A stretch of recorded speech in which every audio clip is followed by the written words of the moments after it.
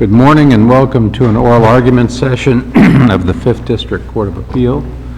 As the Marshal indicated, I'm Judge Orfinger, and I'm joined on the panel today by Judge Jay Cohen on my right and Judge Jim Edwards on my left. We have 4 cases on the docket this morning. The case of Francois versus J.P. Morgan Bank has been taken off of the docket today, so if you're here for that, you should go home. The criminal cases will have 15 minutes per side. The civil cases 20 minutes per side. We have one case, Mid-Continent versus Treese, with a cross appeal. So the appellee will get to answer the main appeal and also direct his or her cross appeal at the same time, and then we'll get to come back after the appellant finishes up to rebut the cross appeal. We will take the first 3 cases this morning, and then we have a panel change, so we'll take a break after the first 3 cases, and if the lawyers would like to join us in the lawyers' lounge for coffee, they are certainly invited to do so. So with that, we'll start the first case, JUAN LOVINE versus State of Florida. If you have a cell phone, please silence it so that we don't interrupt the parties while they're arguing.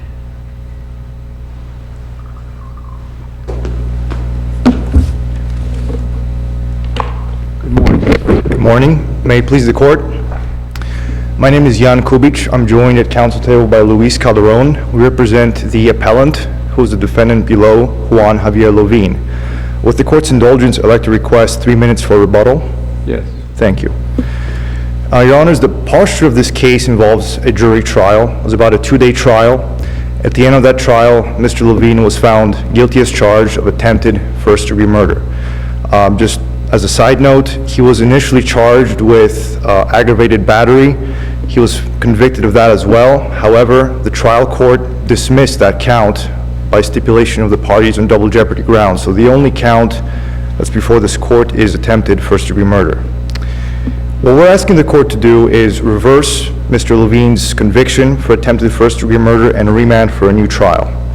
The facts of this case, stated briefly... We're familiar with the facts. Why don't you just go into your legal argument? We've briefed 4 issues that we're asking the court to look at. First, we contend that the trial court erred in failing to grant the defense's motion for judgment of acquittal. Second, we contend that fundamental error occurred by the trial court breaching judicial neutrality by essentially coaching the state throughout the proceedings. Now let's talk about the sufficiency of the evidence. And as I read your brief, the intent aspect of the case is what you seem to be focusing on. Is that correct? Yes, sir. With respect to the judgment of acquittal, this is a case where we contend there was no evidence introduced as to premeditation or intent. All right. So factually, we know that there is an initial assault that occurs within the room. Yes, sir. Outside the bedroom. Right. And then your client leaves. Yes, sir, and we don't know for how long.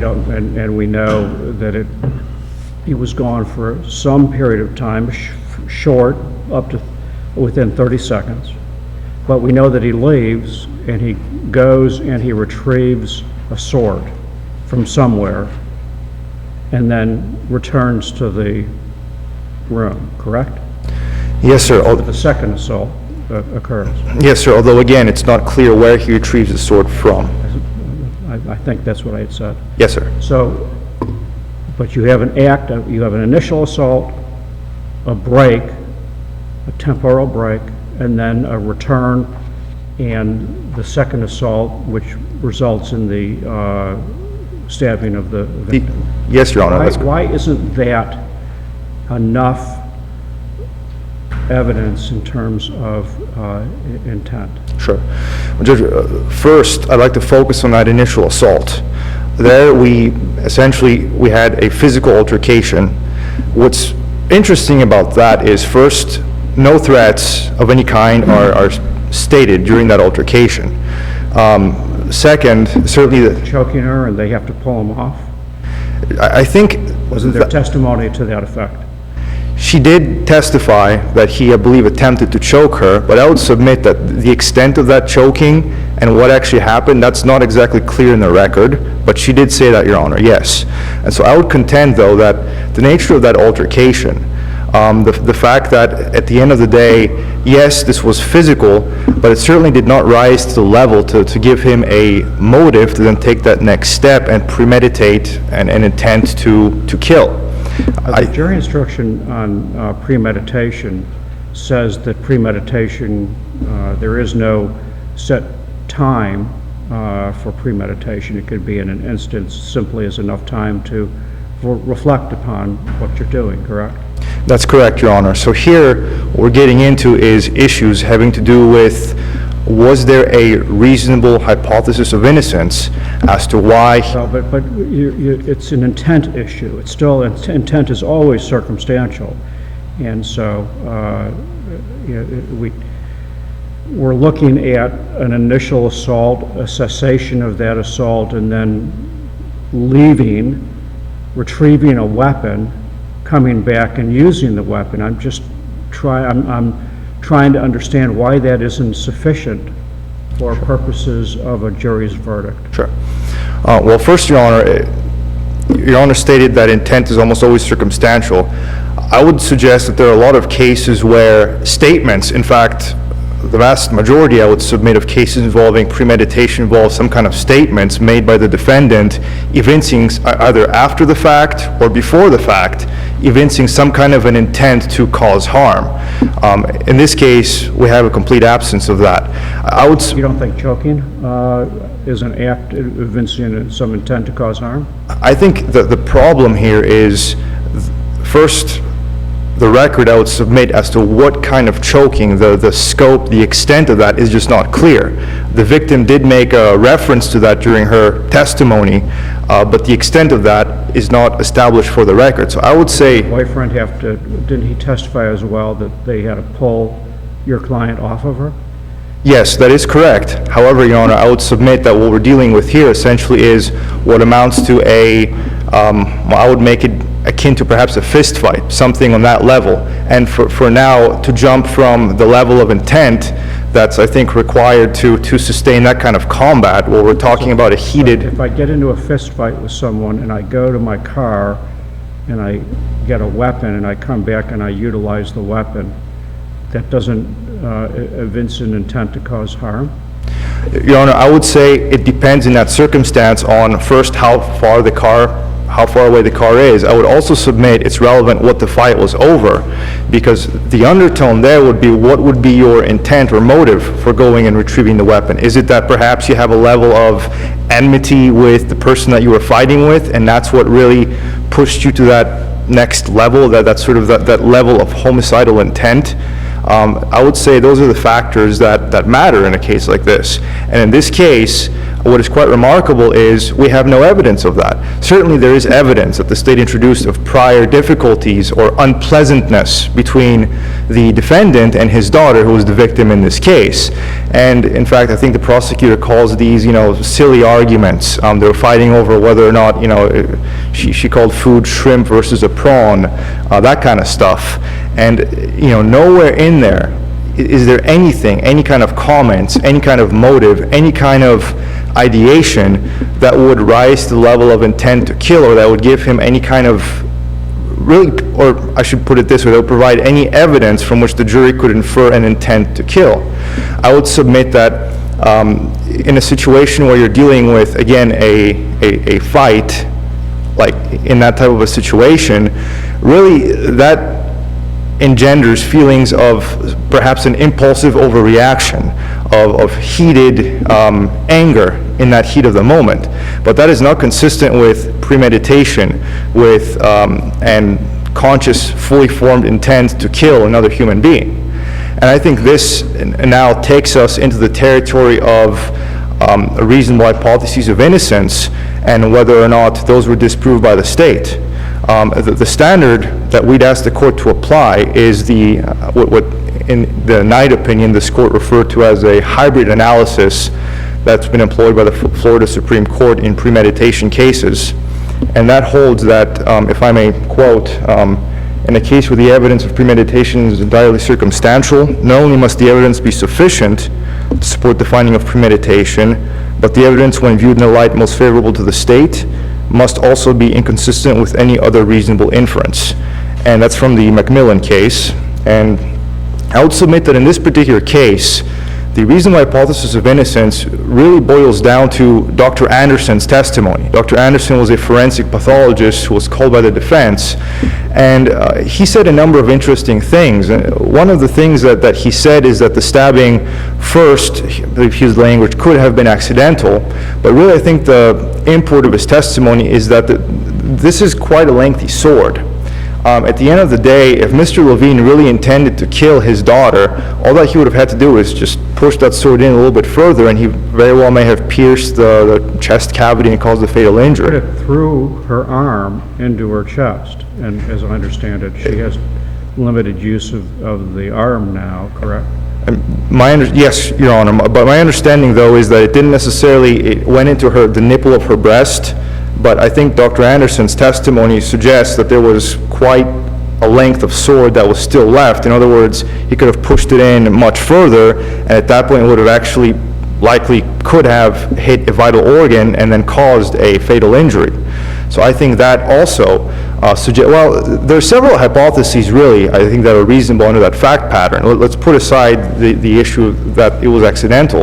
Another reasonable hypothesis is that Mr. Levine, again in the heat of the moment, after having had that physical altercation, went in the sword to scare her, perhaps to commit an aggravated assault with the sword. He had no intent to stab her. She just kind of, everything happened quickly. I think that was in the record. And at the end of the day, she basically, this is a bedroom. Stabbed herself. That's one possibility.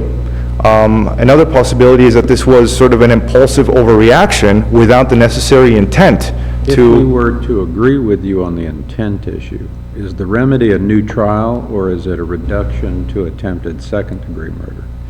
Well, Your Honor, if the court agrees as to the premeditation issue, certainly it would be a reduction to a lesser-included offense, but we would contend that because of the impulsive overreaction doctrine, the reduction should be to attempted voluntary manslaughter, because we would contend that, again, with the fact pattern essentially involving a family dispute, a heated session of combat, there was really inadequate facts to evince even the depraved mind element that's required to sustain a conviction for second-degree murder. Regardless of whether it's an attempted second degree or an attempted manslaughter, you would agree that if we agree with you on this point, but disagree with you on the other points, that the remedy would be a reduction as opposed to a new trial? That is correct as to that point. However, the remaining 3 points that we're asking the court to look at, we are asking the court to remand the case for a new trial. And the second point in the brief that goes to that involves whether or not fundamental error occurred with a breach of judicial neutrality. What happened in this case, Your Honor... Down to your 3 minutes. Yes, sir. In that case, I'll sit down. Thank you, sir. Thank you.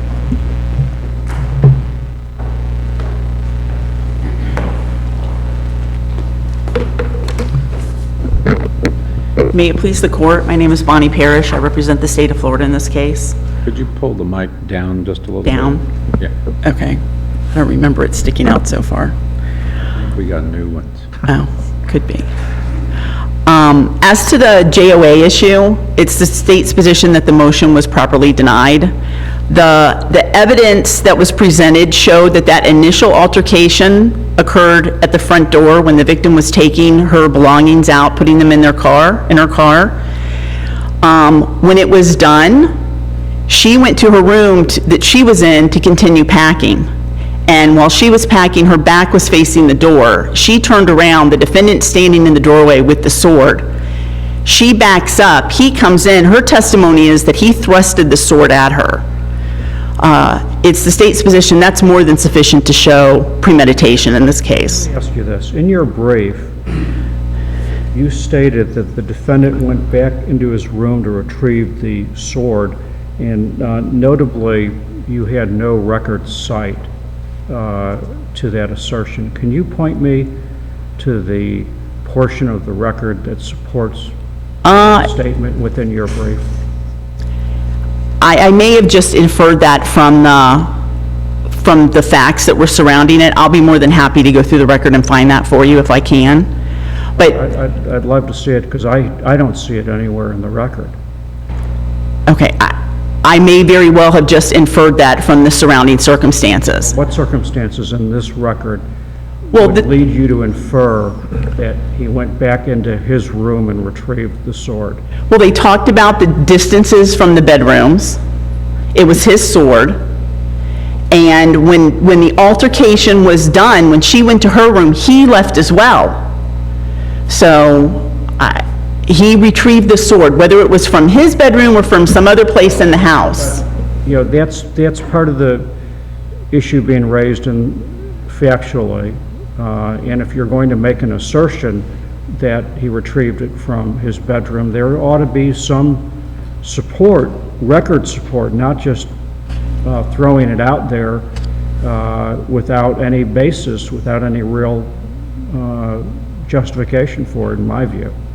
Well, Your Honor, I would submit that the evidence does, you can infer from that that's where it was his sword. You show me in the record where that. Okay, Where your support is for that. I'll be happy to do that. In any event, whether he retrieved the sword from his bedroom, whether it was from the living room, he still had enough time to think about what he was doing, reflect on what the result of that would be, and yet he went to the guest bedroom, stood in the doorway. When the victim turned around, she stepped back from him, he thrust the sword at her and stabbed her. The state's position is that's more than sufficient to show premeditation, and the motion for judgment of acquittal was properly denied. How does that differ? How do you infer the intent to kill from that versus an aggravated battery?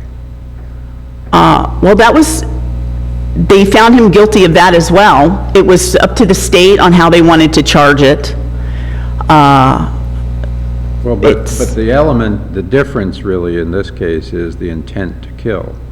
Correct. So, based on those actions, and the time frame is kind of unclear, the location of the sword is unclear. It's obvious that these two had a difficult history between them. Right.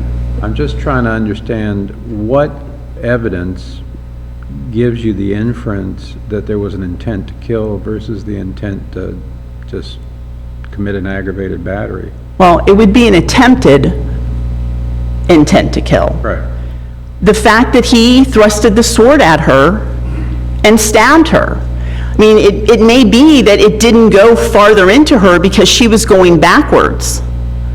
But when you stab a sword at somebody, I don't think it's too far off to say that there's an intent to kill. Whether you're successful or not, in this case, she was lucky he wasn't successful. Because every time someone gets stabbed in an attempted murder? It could be. It could be an aggravated battery. I mean, that's up to the prosecutor on how they charge. Well, it isn't up to the prosecutor on how they charge. It may be in the first instance, but at the end of the day, it's up to what the evidence demonstrates. And what I'm trying to understand here is why the evidence doesn't demonstrate an aggravated battery versus an attempted first-degree murder. Well, I believe the evidence establishes both.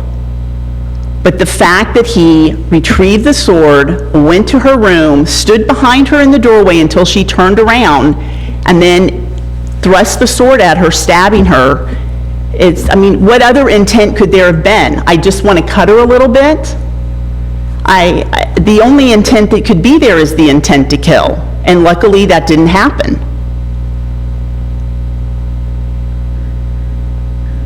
Well, you say he retrieved the sword. The record, I think, as Judge Cohen has pointed out, is really silent as to where the sword was. I mean, I don't have a sword, so I don't know where I would keep it if I had one. Right. But if this is a spare bedroom, if he's like most people, we store all sorts of stuff in our spare bedrooms. But we don't know that. It could have been in his room, it could have been in this room, it could have been anywhere. Well, I believe there was evidence that he had brought the sword out, playing with it in the backyard with the grandson. I mean, it clearly was his sword. It wasn't somebody else's sword. The evidence also was that this was the grandmother's house. She lived in the house with her boyfriend and the defendant. Their rooms were on one side of the house. The guest bedroom was on the other side of the house. So I would agree that it's not clear where the sword came from, and I apologize if I certainly didn't intentionally say it came from the bedroom. I took that based on that it was his sword and the other evidence that was presented. But regardless of where he obtained the sword from, the altercation had ended. The victim believed it was over. She went to her room and continued packing so they could leave. He retrieved the sword and went to the bedroom. That's more than sufficient for him to have determined what he was going to do, and he did it. He stabbed her with the sword. And I would submit that's more than enough intent to show, or more than enough evidence to show an intent to kill. If there are no further questions, I'd ask that you affirm the conviction and sentence in this case. All right, thank you.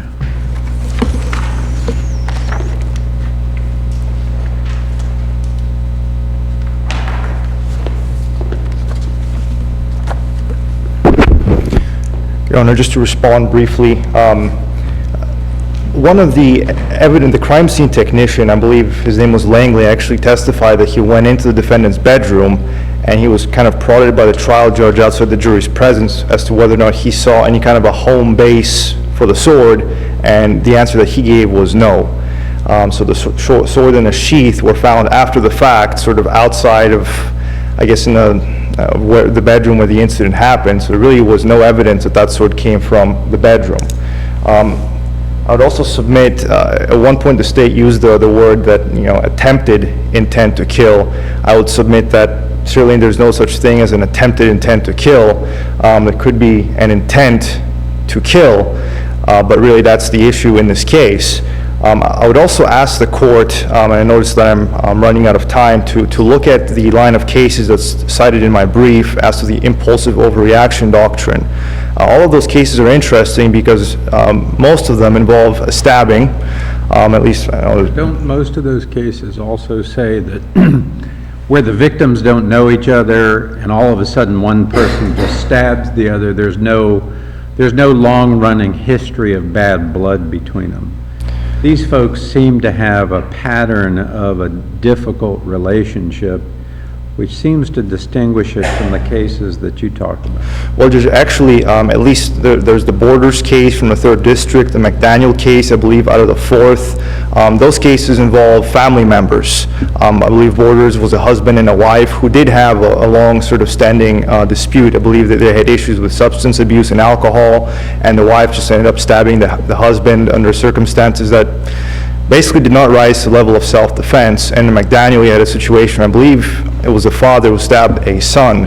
And I believe the relationship between the parties in this case really does go to show that there is no intent or motive for Mr. Levine to have meant to kill his daughter. Again, they had difficulties, they had arguments, but we would submit that none of that goes to show any kind of an intent to kill. We would further submit that that evidence did little more than essentially paint Mr. Levine as a bad man and as a bad father. Really, it was bad character evidence that did not go in any way towards premeditation.